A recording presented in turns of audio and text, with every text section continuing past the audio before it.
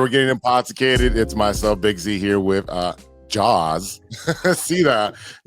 We just talked about that off air, and I'm sorry to tell our listeners and watchers that you missed a pretty good story. But you're gonna have to go see her comedy or listen to her on YouTube. If you listen on YouTube and watch on YouTube now. Yeah. Right. So if you want to hear that story, you gotta follow and subscribe to Joz Sida. So Facts. They subscribe, follow. yeah. All of a sudden, I have like the purple one on Instagram, and I was laughing because I was like, oh, cool, subscriptions. And I'm thinking it's like those things that you could add people to a channel, you could tell them all your shows and everything. But no, it's like subscription because people assume that you're gonna do saucy content. And so I have the most random people asking me to do saucy content. I'm like, that is just the weirdest thing in the world to me because first of all, you're my cousin. I'm just kidding. I'm just kidding. But I was like, telling your mom. I was like, we're like co-workers. Like, I thought, okay. I was like, no. I'm like, what kind of content are you gonna do? I'm like, probably me eating or blow drying my hair. I was like, I didn't really think this through. I was like, we're just gonna see where it goes. Yeah, right. I'm just gonna see what evolves. Me talking crap about people I don't like. I'm just kidding. Subscribe. Hey, people get famous for the dumbest things now. It's crazy. Like, obviously the Haktua girl, right? I don't know. Dude, I think that she's running away from prison because she lied to people about some crypto thing. Oh yeah, yeah. I was like, you had one job and it wasn't Haktui. You had just one opportunity, and you let it go. I'm like, But I'll see it. I mean, she was at concerts and everything, and everybody who does Haktua, they're like, "Damn, we've been doing this the wrong way." You just find those influencers on the street. Yeah, it's the craziest thing that you get famous for or just infamous for. And it's just like, oh yeah, opportunity to make all this money. They make all this money and then they do something stupid and blow it. Or they do stupid and people want to see more. Like there was this influencer on TikTok, and I don't know why she came on my algorithm, and she basically was this prisoner hopper. That she was dating prisoners, whatever. And she was my age. I was like shooketh. And then she just went with it and flowed with it and until they banned her from social media, from TikTok. But I mean, it was cringe. But I mean, I'm at las 2-3 in the morning, like trying to find the next part, and I'm just like, where's part one? I need part one. I don't understand what's going on, right? Yeah. Literally, I'm like, this is embarrassing. But I'm like, and then I hate it too. Like I gotta have bathroom breaks, so I leave my phone on my bed, and then the thing keeps replaying the video. I'm like, I'm giving them views even though I'm not there. I'm like, okay, I need to log off. So you're a big TikToker? I love going on TikTok. It's hilarious because I feel like when TikTok was going to be banned, it was like this sense of relief that you didn't have to, because the problem with social media now is that it's all up to you. You have a tool to utilize. And if you want to make money, you just got to be creative. Or if you want to make money, you just got to be okay with judgment, and you got to be okay with people talking about you. And you just have to let like your sense of respect kind of go out the door. So that's the thing about social media. So when TikTok was getting banned, I was like, oh, okay, great. I'm like, at least now there's not this other avenue, which like you could have, would have, should have, so you can make a lot of money. But then they brought it right back because a lot of people were crying. They were devastated. This was the only source of income that they had, right? And so it was hilarious when people were eating and they were like, I bought a Porsche and I have no way to cover my bills. And I am so devastated. So if you want to chip in so that I can cover my rent, like who made you go buy a Porsche where you got to pay $2,000 a month and a freaking apartment that is $5,000 a month? Like the sense of responsibility financially. But the problem is that there's so many people out there that are like, oh yeah, let me pitch in. And it was funny. I was one of those people because during the fires, the LA fires, I was so sad about some celebrities losing their houses. And I was like, oh man, that's so sad. Yeah, let me stream their song. Yeah, you know what? Let me pitch in $10. And I'm thinking, yo, these are celebrities. What am I doing? But then I was feeling sad. And I was like, what is wrong with me? I was like, damn, I could have used those $10 to buy a scratcher, but here I am. It's like, at the end of the day, pero pues, yeah, social media is insane. But I do like TikTok when my algorithm hits. And like one time I was interviewing for a job, to get a promotion within my job, and my TikTok psychics were like, you've applied for this big role.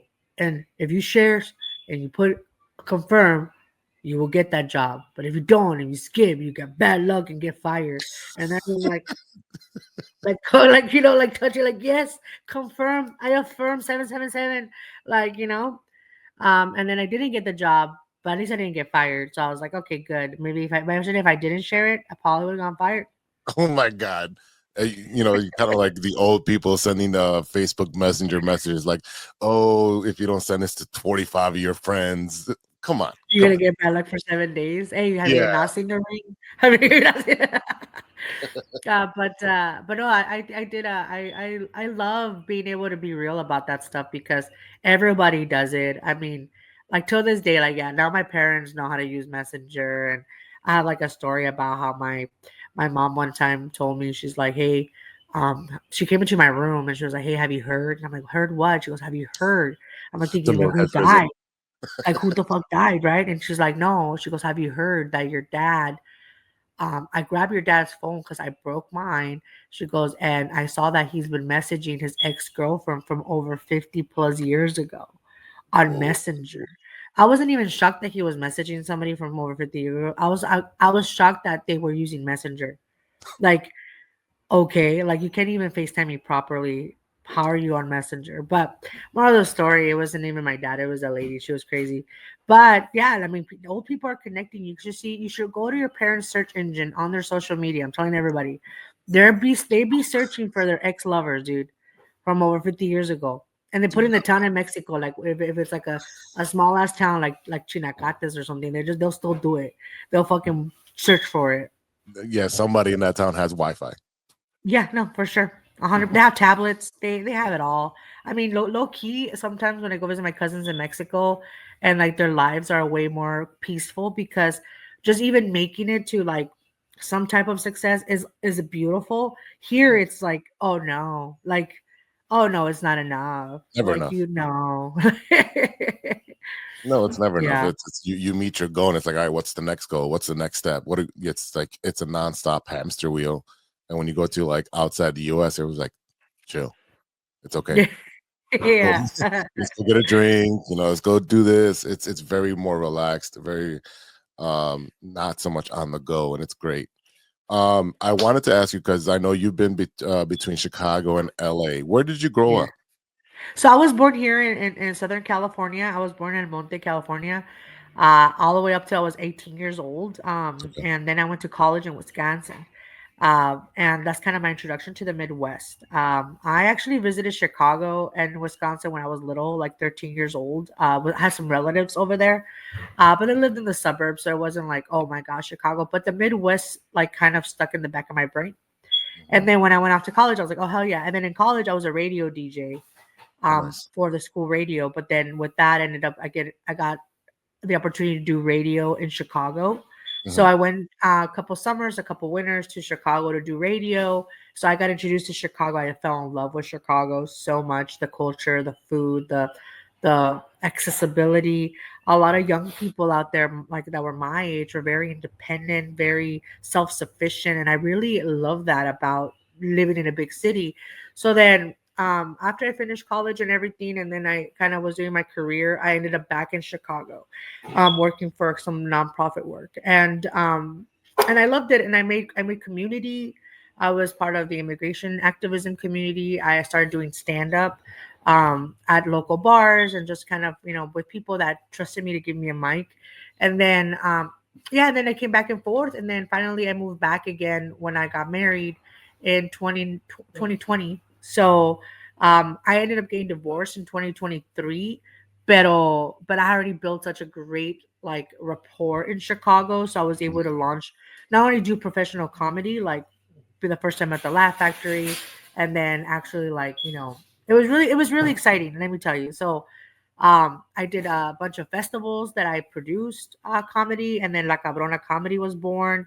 But then when I ended up getting divorced, I came back home, right? Like after a big shift in your life, you're just like you got to reset, reboot, and Mhm. do that. So I came back home, and so now that I'm in California, It really was about being at the right place at the right time because a lot of Chicago comics that came to California, everybody's just trying to make it. And so it's Right. really hard to network or give somebody a favor because, you know, they produced with you, they did a show with you. It's really like you have to put yourself out there. And so the beauty of it is that I still produce shows in Chicago.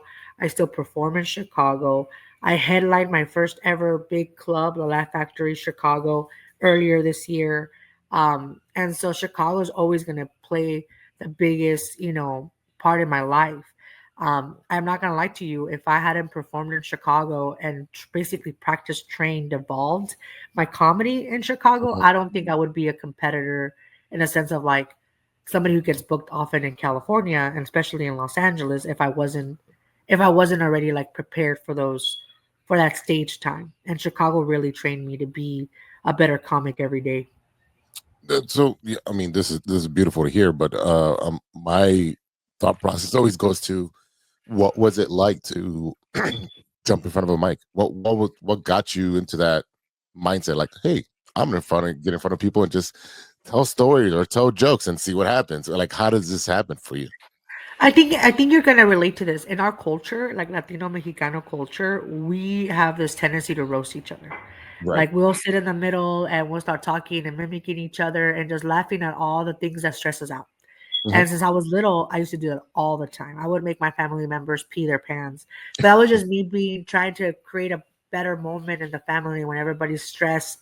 We couldn't make do for certain bills or certain things, but I just was laughing about what was going on because I'm like, there has to be some kind of humor in this, and I just wanted to see people be happy. But then when I was in high school, I always been a big talker and I always talked a lot. And so I ended up, because I wanted a scholarship for college, I ended up being the debate team, speech and debate team. And I love talking. I love doing speeches. I love motivating people to live their best lives and talk about policy, talk about politics, talk about social justice. And then I remember telling my dad, like, I would love to just get paid to talk because I feel like that's my gift, right? I was really young. But then when I was in college, I had to stall. I was on stage and I was emceeing an event, and one of the artists wasn't there yet, and I had to stall. So I started mimicking and I started making fun of my peers at school. And I was like, oh, and then so and so is a vegetarian, but now they want to own a pig farm. And like all these things, I was just talking crap. And then people were like, yo, you should do stand up. I was like, I always wanted to since I was very little. But my mom was just kind of like, no, you're not going to be people's clown. Like, I'm like, I'm one of your guys' private clown. Okay. So then I kind of kept it a secret for a while, but I fell in love with holding a microphone at a very young age when I was in high school doing debate because I love beating people who underestimated me. Mhm. And because Spanish was my first language. I learned how to speak English by listening to 80s classic love songs on Coast 103.5. Like, that was my thing. And that's how I learned how to speak English. Thank you, Celine Dion. And and Your for heart will go me, on. literally, like you should see me mimic that song all the time. And all the songs like from Avril Lavigne to like Nora Jones to Cindy Lauper, Pat Benatar, I was like doing my thing. And then yeah, I think when I decided to be out about comedy was when I was in Chicago and it was COVID season. And I had done shows with a couple of these awesome comics, Latina comics, who ran a show at the Laugh Factory. And they saw me. 6 months later, it was January, they messaged me. They're like, hey, one of our comics dropped out of this show. We need somebody in, but we need somebody that nobody has seen before. Would you be interested? And I was like, Laugh Factory Chicago? Like, are you kidding me? So I literally canceled a trip to Germany because I was gonna go to Germany and just isolate myself over there. I was going through it. And I canceled my trip. I'm like, this is it. I'm like, I'm gonna see what this is like. I want to see what this is about. Like, I really want to be on that stage. I only had 8 minutes, and it was the most magical 8 minutes of my life. I felt like that part of Selena movie when she's singing and then somebody throws her a flower, and it's like that moment. I was like, this could be it for me. Like, this could be my Richie Valens moment. Like, this is it. And it was one of the. That's when I knew this is what I need to do. This is where my heart is. This is where I belong. This is something that I've been missing my whole life. Like, and that was the beginning of me, of La Cabrona, of like like practicing my craft, earning stage time, and Mhm. collaborating with amazing comics, and not being this person that's like, because the beauty about being a comic that talks about what their life is like, talks about what they know, and not Mhm. necessarily like a punt effect shocker comic, but Right. more of like a storytelling. Let me tell you Mhm. about my life, how we connect comic. Was that you realize you're not competing with anybody but yourself, Correct. and that was really how it felt. How do you like? You get the call. Hey, we need you. We're gonna give you 8 minutes. Talk to me about the process of putting 8 minutes together.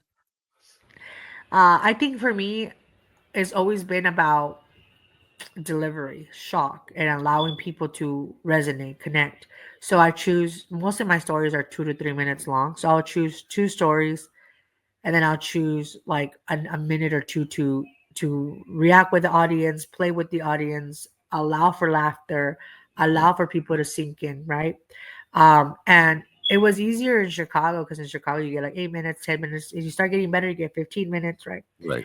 I've done up to 40 minutes as I headline in other states, but when I came to LA, it was like 7 minutes, 6 minutes, 5 minutes sharp, and so that helps you also be more concise, precise, and focus on like I know which ones work. Is this a room that I can try new stuff with? Or is this a room that I need to do shock effect? Is this a room that I need to prove that I'm good at doing comedy? Mhm. So those are the things that you have to mentally prepare yourself beforehand.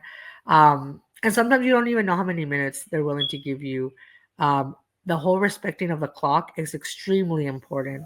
I always tell comics like if you see the light, don't go into a whole new like part of your Right. bit Wrap it because up. you're gonna either get scared and cut it short, or you're gonna get scared and run it and let people not want to work with you again, Mhm. or you're not gonna feel satisfied at the end of your set. And this is all from experience. Everything I'm telling you, I've experienced. I ran the clock. I've like, got into a joke that I wasn't able to finish. I've got into these situations where I'm like, okay, how do I improve so that 8 minutes are the best minutes of your life? And that people don't forget you. Yeah, it's hard. It really is hard to get, you said your timing, and then like rearranging the stories as you continue to practice. Like, okay, maybe I should start with the second story first, and as you move your set and massage it around, and then it just depends on the crowd, right? Your Chicago crowd is going to be different from your LA crowd, from the New Oh York yeah. crowd, from your Texas, your Oklahoma, wherever you're going, like rural places. Like, ooh, I don't know if this is going to work here, and then you try it, and maybe the next day it works. Since it's trial and error. A lot of it's trial and error, and if you have Oh yeah. very thin skin, this may not be the lifestyle for you. Oh yeah, especially when you surround yourself with incredible comics. Like this past week or so, I did a tour with a couple of first they were acquaintances. And see the Mhm. thing about me is that I'm also a producer of comedy, and I love seeing really good talent. And I'm like, why aren't you like out there doing this thing even more, right? So when I was asked to go perform in Arkansas, I was like, yeah, I'll go. And I was thinking, okay, I'm gonna book a flight. I'm gonna go to Arkansas. But then one of the guy who produces over there was like, hey, I want to see also more women comics, Latina comics. Do you know any? Do you want to produce a show out here on one of the days that we don't have a show? And I was like, say less. And I was like, I called a couple of girls right away. Two of them were like, we're in, we're down. Two different comics. One is like a rose battle champion, like Mhm. super dark, but also like hilarious. And the other one is more of like, she has more of a acting face. Like she's like very cutesy, very to the point, very great writing. Two different comics. And then there's me. And so I loved knowing that they were gonna go out there and crush it no matter what. Mhm. And even if it meant that they were gonna like, people were gonna walk away loving them more than maybe my comedy. Because like I said, my comedy might not hit in Arkansas, but I Right. also know that I wanted to put a show together that they were gonna walk away fully experienced, fully excited, fully wanting more. And that's what I love about uplifting other comics that I also know are like amazing writers, great talent, and they're also underrated. Just because why they don't necessarily have opportunities or access to people that are gonna like put them on bigger stages, but also that doesn't mean that we can't help one another out, right? Because that is important. And so for me, that is one thing that I love about this is you meet people who you're in awe of like how talented they are, how humble they are, and how great they are. And they become family for life. You know what I mean? And we underestimate each other sometimes, but sometimes our biggest worst enemy is ourselves. Are Yes. we are we good enough? Are we able enough? Are they gonna love me? Are they gonna hate me? And sometimes you don't know what the audience is gonna look like. Like we did a show in Arizona, and we promoted it. We didn't know what the audience was going to look like, and we get there and super diverse, predominantly black, right? It's like, oh, this is interesting, right? To have a Cabrona show be attended by predominantly black men, right? Or Yeah. and it's like, oh, okay, well, this changes our shift, our jokes. Okay, great. But that's the risk that you take when you tour. Is like you don't know who's going to show up, so you just better be ready to hit the mark. One thing I discovered about myself at these stages when you don't know what the crowd looks like is that I'm really good at doing crowd work. Okay. So I know that I'm going to be leaning into that more as I move forward and touring different cities and different places. But I do love, being able to share my stories regardless and connecting them with how I play with the audience. Because I don't want to be like those people nowadays that like all they do is play with the audience because like it's fun, but at the same time it's like the stand-up comedy, like what it means, it's like to bring comedy to people in ways that you wrote it, it's creative out of your brain, and it's something that people can relate to, because then if you just start doing crowd work for everything, they're just going to be like, oh, you're copying everybody else just because they're doing crowd work. So it's really hard nowadays for that. Yeah, I know what you're talking about. Like people just continue to do crowd work for 20, 30 minutes. I'm like, well, when are you gonna start telling stories and telling jokes? Like if I wanted just to watch, people get roasted, I'll watch Walling Out on TV for free. I didn't have to pay you to do it. Right? Like there is different types of comedy. There's crowd Yeah. work. There's storytellers like yourself. Like Fluffy's a good storyteller. Yes. His boy Martin is also a good storyteller. Um, Ken Gar, I can say it's a friend of mine, another comedian. Great I love storyteller. Kid. Ken's amazing. Ken's amazing. I Yeah. think he's in Chicago right now. I'm gonna hit him Yes, up. he is. Yeah, he has. I think he has a show in Schaumburg or something today. Um, yeah. So it's funny enough. He was on our sports show, and then that night he had a show above the pizza place up in downtown. I forgot the name of the place. It's comedy bar, I think. The comedy bar, yeah. Yeah, above the it's Illuminati's or one of those pizza places. And he said, I'm doing all new material. And then he went up there after three comics have gone up there, and the three comics that went up there killed. Absolutely killed. Two females and a male. And he just looked at me and I'm like, all right, cool. I'm waiting for it. This is new material coming in. And he went to his bread and butter because he saw the audience and how they were Yeah. reacting. And he's like, I cannot be the headliner and let these people down. Yeah. After having such a high with all three comics going up there and killing it, he's like, nope, going with your bread and butter. I know this is gonna kill because he's been doing it for so long. And I asked him about that. He's like, yeah, sometimes you just have to pivot on the moment's notice and go with what works. And Exactly. yeah, and Exactly. you have to read the crowd. And sometimes you just gonna be like, you know what, this is not gonna work. Maybe tomorrow night. Cool. And I get it. I'm a teacher, so sometimes you have your lesson and you're like, oh, this is what we're doing, kittens, and you're like, yeah, this is not gonna work for this class. Let's pivot. Let's do something else. Let's go to the A bread and hundred butter. percent. That is so real because well, as a producer myself, I book comics and sometimes I book headliners, and it's a real showcase. Like I want to book people that are gonna bring a show to a community that doesn't have access to good comedy. So I'm trying my best to be that person. And I despise, and I'll never book again comics who take my show as like I'm gonna try out new material show Mhm. because they don't respect the fact that this is you were booked for a showcase. Like what I learned is that if so, for example, I know for me, open mics don't work. For me, open mics do not work. Why? Because my storytelling jokes are not for open mics. Mhm. People who go to open mics, unless it's like an open mic where audience goes to just see comedy for free and just for fun, maybe it'll work. But when I go to open mics, there's always other comics that are there waiting to go up on stage, and they are not going to understand my jokes as in something that relates to them. Rarely, really, very rare, right? And I've seen that people who do want to try out new material, who they wrote it out, and it's like they go to an open mic, do your thing there. I know for me, I have to test material on stage with people, but it's always memorized. I'm never reading off a phone or a piece of Mhm. paper. Mhm. And I probably ran it through my family like a bunch of times. Subtly. Sometimes I run jokes with my friends and they don't know I'm running jokes through them.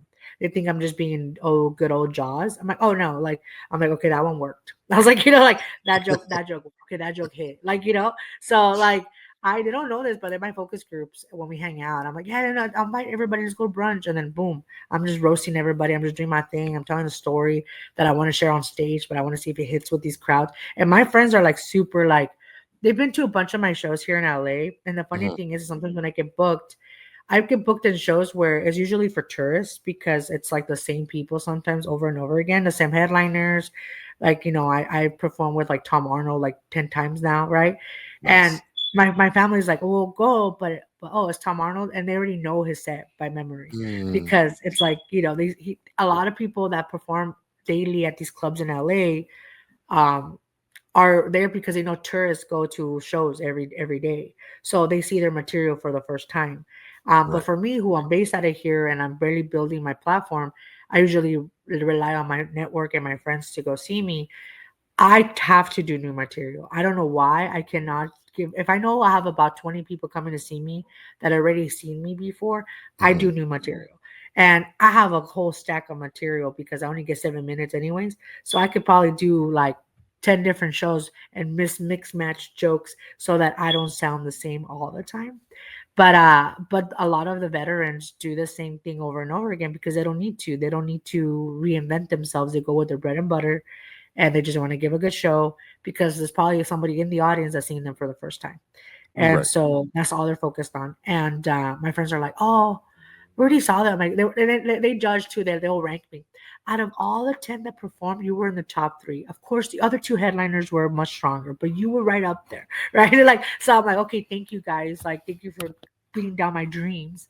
But they're always in good humor and they're very supportive. I'm not gonna lie. Like if I told you the story of how I got started here in California, you would be super surprised. I'm all ears. So what happened was I feel like I'm slowing myself down with this Zoom. So let me like stop the cam and then bring it back on because I feel like that is gonna reset. Maybe not. I don't know. So I was really sad and emotionally like drained from my divorce and everything. And I Mhm. was, man, I'm not gonna do comedy anymore. Like I'm so sad because my base was in Chicago. And I mentioned it to one of my coworkers who who who also knew that one of our other coworkers' husband is a comic. And they were like, "Hey, let's go see him perform at the Ice House. Like, let's just go watch comedy." I'm like, "Dude, it's like telling a basketball player to go watch basketball and they can't play. Like, it's really hard." So then they're like, "No, come on, you got to get out this like emotional depression. Let's just go."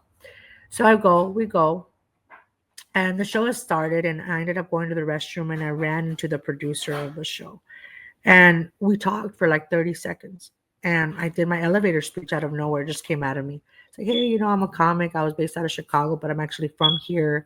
I was like, and I just don't, I told him the truth. I'm like, I just don't know how to get my foot in the door here because I don't live near LA. I live in the Inland Empire. I was like, so yeah, it's been hard. And he's like, well, do you have stuff? I was like, yeah. He goes, do you want to send it to me? Send me one of your reels. And if, we'll see we'll see what happens. So I sent him my reel literally the next day and it went to his out message, like, so requests. I'm like, oh, well, because that person has like over 800,000 followers. So I was like, oh, well, whatever, it is what it is. I shot my shot, but, I'm not going to get hurt. This was something that was unexpected. No, with less than 24 hours, he messaged me back and he's like, if I book you at the Ice House this Thursday, can you bring people and would you be ready? And it was literally like that one time when Selena got the number one song and everybody was excited. I was like, the moment we've been waiting for. I was like, I was born ready. I'm born ready for my crossover tour. So I was like, yes, I am ready. And I did it, and it was the first time ever that my family has seen me perform. And it was at the legendary Ice House in Pasadena in the main room. I performed with Tom Arnold, and I remember it was Daryl Hammond who was on SNL, Wow. and other great comics. And I was fan shocked. I was scared. I was nervous, but I went with my best jokes that I had. I had 7 minutes, and I remember the best feeling was when I got there. It was like the new kid in school that nobody really wants to talk to. It was like, who is this person? Right. And I remember the producer too was just kind of, oh, I'm glad you made it. I was like, oh, thank you for having me. I appreciate the opportunity. And when I went up stage and I killed it, I did really well. I remember coming back and he said, I can't wait to work with you more. Like this is the beginning. And he's been booking me ever since. That's Every amazing. single month I'm at the Laugh Factory, I'm at the Ice House, I'm in Hollywood, I am in performing with him, performing next to like Craig Robinson, Jamie Kennedy, and Bobby Lee, Frankie Quinones, Paul Rodriguez, a lot of great people that I just, I looked up to for so long. And it's like now I'm here in the room with them, knowing what they like for snacks like chicken fingers or their preferred drink. And I'm like, oh my god, like I'm in this room. And it's funny because I used to be in rooms with like the president of the United States and stuff, but then I was like, cool.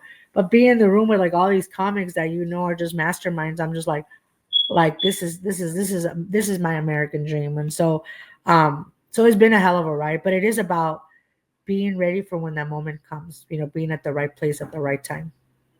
Yeah, I kind of feel like, most people get that success when they're at the lowest part of the low, right? I only had $7 in my pocket, and Dwayne the Rock Johnson becomes Dwayne the Rock Johnson. Like, everybody has this story where they're at the bottom, where they have just about nothing, about to give up whatever their dream was, and then boom, there it is. Did you get any? What's the best advice you've gotten from anybody that you admired so far? The best advice that I've gotten from people, actually, funny enough, the best advice that I've gotten has not been from something that I ever admired before I met them. I admire them after the fact, Okay. and and it's funny because they're not. I mean, they're famous in my heart, but they're not like extremely famous. And this amazing girl, she went on the tour with me, and she's a comic too. And she told me like, because she's seen me like sometimes be very tired and ready to just like throw in the towel. And she's like, this world needs you and people like you, because people like us, you can't give up now. You come too far, and you know you're here for a reason. And just reminding myself of that, like when I'm able to bring people together to live out their dreams. My whole life when I was born, I was always in this mission to change the world. I want to change the world. I want to make a difference in the world. So I did politics for so long. And it was so hard because it was just let down after let down after let down after let down. So I started realizing that I just need to change one person's life, and that would change the world. Then another person's life, and that would change the world. And so I told myself, anytime I have a position of privilege, I'm going to do that. And I have. And sometimes you need that reminder, because when the world does get tough and dirty and nasty and dark, you need those people that just care about making sure that you are able to change the world. And she made me feel that way, because sometimes you're like, oh, I'm the one that has to help everybody. But sometimes the people that you least expect are there to help you and realize your full potential, and not give up. Because it does get stressful. You're good. You're doing your best. And sometimes you don't get that spot. Sometimes you don't get booked. Not because you're not good enough or not because you're not worthy enough, but because Hollywood is Hollywood. People care about how you look like. People care if you're skinny or you're not skinny. People care about what you could give to them. People Yeah. care about what they could take from you. And you got to learn those things. And you have to also not give up and change who you are to please those wants and needs from other people. And so, she reminded me of that. That's like, our time will come. Well, we're gonna make it. We're gonna make it happen. And she was one of the people that I brought on this tour with me.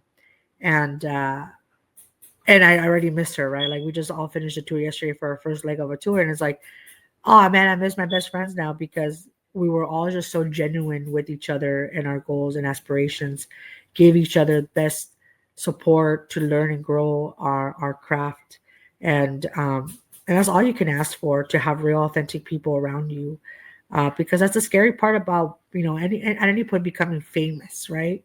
Like you see a lot of people that, oh, I'm a recovering alcoholic, I'm a recovering drug addict, I'm a recovering this, and they've been sober, and now they're back on their game and they're back on doing comedy and things like that. And it's hard, it's hard you don't it's hard when you don't have that support system, and when you make it in Hollywood or when you make it big, because a lot of people end up, not making it far. And I say that, with a lot of respect. Recently, the comedy community lost a big, amazing person, that I known, that I used to perform with. I wouldn't say we were like, oh my God, he's like my best friend, but when I saw him perform at my shows and other shows, he just blew me away. Ken Flores was just, Yeah. one of the most amazing comics that ever walked on this earth. Such quick wits, funny, and a loving person. I got to perform with him a couple times at my show and other shows, but when he came out to LA and was getting that fame that he deserved, I just wish that he was still with us, um, and he was so Definitely, young. definitely a nice soul. He was super nice. I met him 4 years ago at a Mikey O comedy show. Yeah, Uh, yeah. yeah, So Mikey was a good friend, and he's been on my podcast as well. But him being a comedy producer, that's how I got to meet Ken Flores and Ken Gar and Anthony Fuentes and all these beautiful comics that have big hearts and they do so well. Gwen La yeah, Roka, all these beautiful people that are doing comedy. Um, and it's sad to see someone that was literally about to hit the stardom of yeah. he's just literally on the rocket going into outer space, and just like he was gonna do it, and he had just He performed with. did make it to outer space, with you know, I was telling folks earlier because I always talk about him, and honestly, I'll be honest with you. So we both came out to LA around the same time, for two different reasons, right? He came out here because he was making it, and we were all just so happy and proud for him. He was like one of us made it out there, right? He's freaking killing it. And I moved out here obviously because I was getting divorced. People thought that, oh, she's also making it. I'm like, no, because then I started getting booked a lot too, right? But I was like, no, not that. I was like, actually, I'm going through my own shit. And when he parted this earth, I felt like a shield, like a protective shield was just gone. Like, I felt like everybody's now exposed. Like, he was a type of person that basically showed everybody, if I can make it with my hustle and with my, like, doing it, like, there's no excuse for you. Mhm. There's no excuse for you not to do it, not to work hard, not to sacrifice, not to make yourself uncomfortable, not to be vulnerable with who you are, what you look like. Because I'll tell you this, in Hollywood, there's a difference of like how men should look like to how women should look like. But when you come to accept what you look like, but also your positive transformation, like Mhm. that's part of your journey. And when he went a part of this earth, I was like, there's no more shield anymore. There's none like, oh well, Ken is making it, so we don't gotta worry, right? Like one of us is making it, it's fine. Now the work begins. Like he proved to everybody that if you work hard and you do it, you do let yourself live in your art and who you are, and let yourself be vulnerable and let yourself be loved for who you are as a person. You don't gotta fake it till you make it. Like that's all it takes. Be your authentic self. Because even then, like we saw that he was surpassing expectations, and being with Fluffy, being with Joe Coy, being with like big legends. I mean, they have a picture of him at the Ice House now, right? Like those things will live on with you forever. And to know that he was taken from us too soon, it gives you that sense of responsibility that you know you might not have been his best friend, you might not have been like the only person he's ever talked to, but you were inspired by someone, and that is something nobody can take away from you.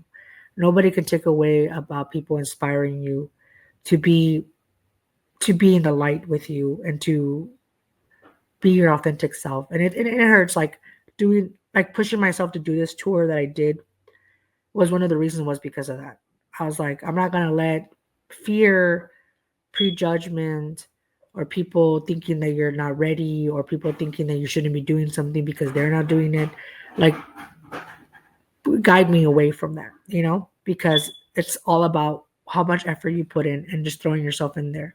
And um and it's and it's it's it's only what you make of it nowadays. If you perform, I always tell every comic this, and I learned this from Ken himself. It's like you gotta do the best that you can every single show that you're at. Record yourself. It doesn't matter if you have the logo Laugh Factory in the back, or you have this bar on the corner of Sixth Street in the back of you. If you make a great set, you record it, you put it on the internet, social Yeah. media, right? Yep. And it goes viral, that can be it.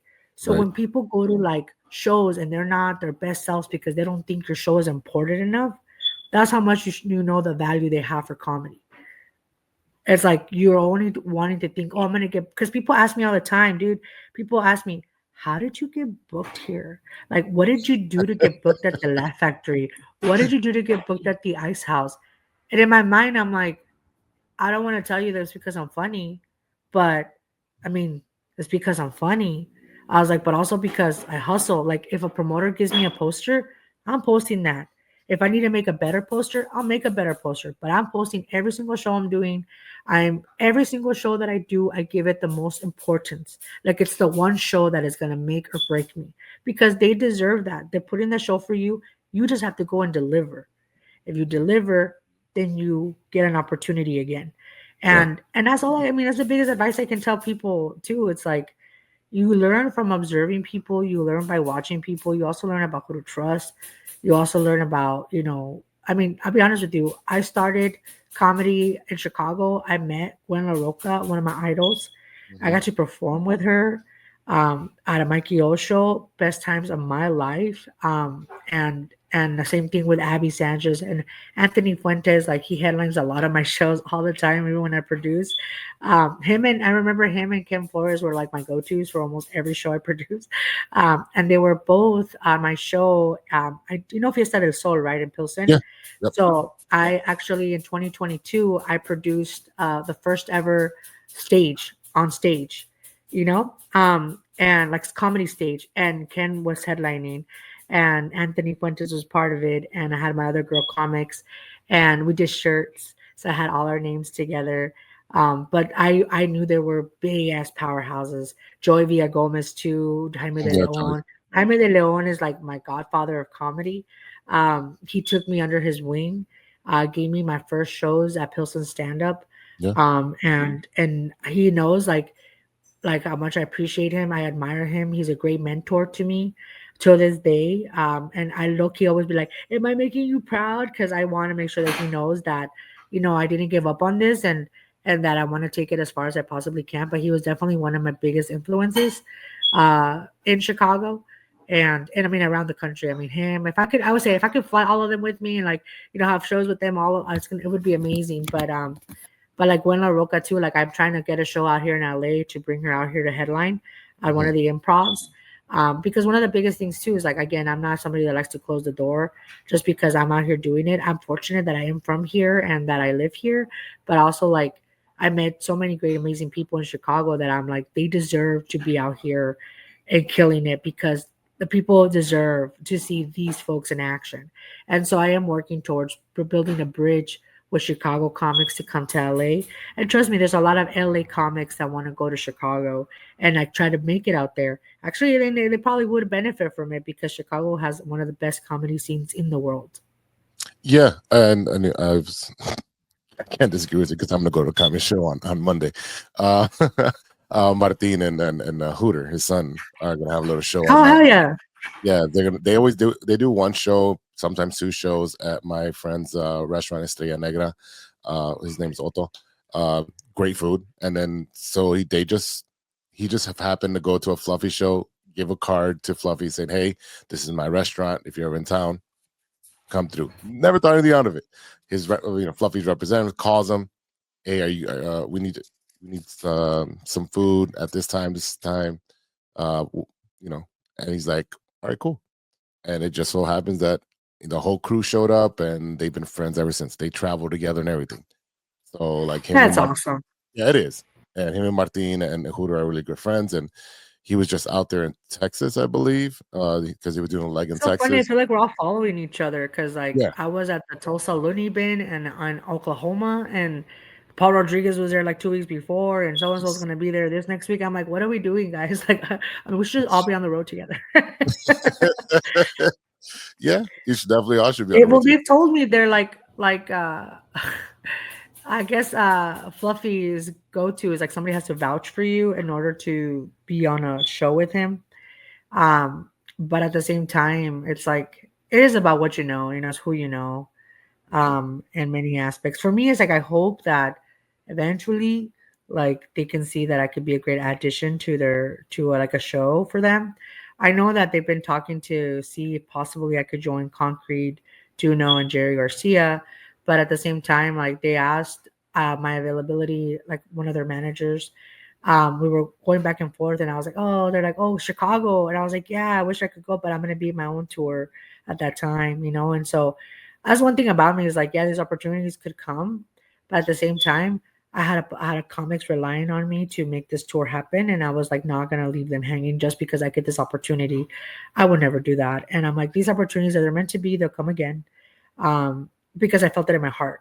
It wasn't like I've been in situations where I was I was trying to go back to Chicago for something, and it was important, but it was more important for my former partner who was actively trying to like we were actively talking about life and stuff, and I was like, I would have never known this life. It would have never gone divorced, but you know, it is what it is. So I was supposed to go to a wedding, and I felt bad, but I get a call that if I could be on a show with Craig Robinson, right?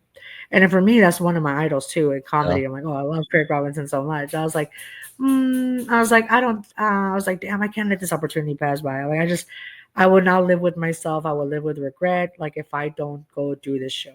So Right. I actually canceled my trip in order for me to do just 10 minutes on the same show as Craig Robinson.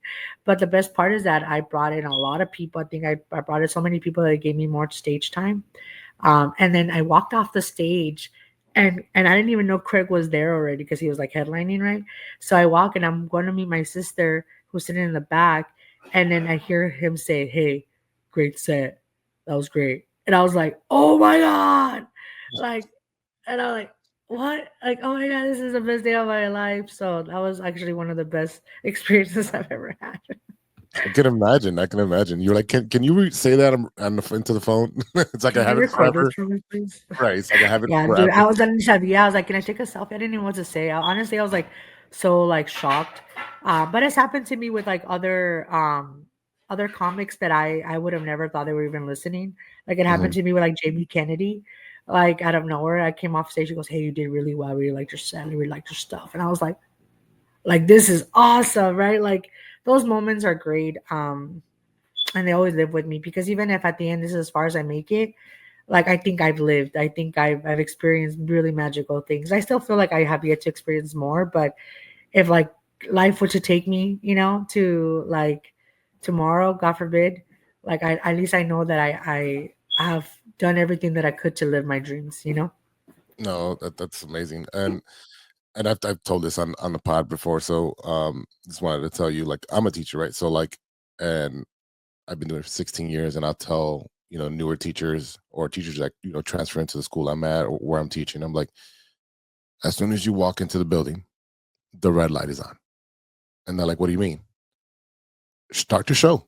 You are a comic, you're an actor, you are on, right? When you get into your car, the light turns off. Then you can be whoever you want to be, that you're a normal person. But when you come into the school, you turn on that light and you turn on whatever personality you need to be for the students.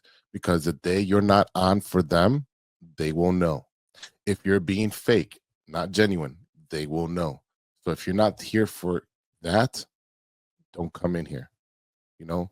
And it's people don't understand it. I'm like, I do like, I'm not, I'm not a comic, but I'm like, what I do is like literally 25 students in the classroom, or it's 50 in the gym. times 5. So I'm doing 5 sets of the same material. And then tomorrow I do a little bit of different material and different material. And like I said, sometimes I have to adjust on the quick for a class that doesn't get it, right? So when you're doing comedy, like, all right, they don't get it, cool. All right, we switch it up, go to the bread and butter like we talked about earlier. And that's why I like talking to comics, because it's very, very similar in how we do things. There's a preparation to it, there's trial and error. And as you get older and doing it, you're like, all right, now it's like riding a bike. I know what I'm doing. If they call you tomorrow to do whatever lesson, I can go there without a piece of paper. I don't need anything. I know what the material is. I know what the kids are going to do. I've already anticipated step 4, 5, and 6. So when you're doing, hey, I got 10 minutes for you, come through, you already know what to do without even worrying about it. You're not worried about it as you become a more veteran comic. So excuse me, I really do enjoy talking to you. I enjoy your story. um I know we got a little bit of time left, but with that time, I wanted to ask you, uh, what what are you the most grateful for right now? I'm actually the most grateful, to be honest with you, to have a very strong supportive system. My work has been incredible in supporting my goals, my personal growth goals as I go into the world of comedy very intensely and professionally. And I work for an environmental nonprofit, and I'm very blessed. They go to my shows, they elevate me, and that's one of the biggest things I'm grateful for as part of my support system, and also my family. My sister has been to all of my shows that I've done here in California and invites all her friends and her coworkers all the time. Dude, my principals from high school have gone to my shows. It's Friends awesome. from middle school, from elementary school that I haven't seen since then have gone to my shows. So it's been such a great thing to actually be the person people thought I was going to be. A lot of people knew, they were like, "Hey, I knew you were going to be a comic. I knew you were going to be out there. You were always such a happy person. You were always such, communicator." And to have people tell you, "I'm so proud that everything you said you were going to do, you have done." Like, that makes me feel like satisfied in many ways, and I'm very blessed and thankful for that, because not a lot of people get to say that. Not a lot of people get to say that they feel supported, they feel loved, or that they have the financial means to pursue a goal or time off. I mean, I don't have kids, obviously. I was separated and divorced, and that's one of the things I'm like, is that part of something that I want in my life? But I'm also grateful that I do have this opportunity to do something with the time that I have. And so it's like, before I get that part of my life started, like having a family and, settling down once again, I think I need to really hone in on this part of my life that is the stage of my life. And I am grateful that I have that I have a great family, that I have great friends, and that I have a great job that supports my dreams and my goals, and I'm forever blessed. And I thank God every day. There's not one day that I don't thank God for the ability and the opportunity to do what I love, and to say that at least I've lived, that I leave my footprint in the sands of time, and know that there was something that I left behind. You know what I mean? Oh, that's just beautiful. All right, Joz Sida. Want to make sure I say it correctly. I want to thank you for coming on the show and being podsicated with me. I had a great time. I know there's more meat on the bone, but I want to save it for later time. Maybe when you come into town, we do this again live. I would love that. Yeah, definitely. I'll be Yeah. I'll be there in like 2 weeks. All right. Then we'll do another show in 2 weeks. I'll be ready. So I am ready. So uh, we'll be back with another show next week, and just stay in podsicated with me. Thank you so much.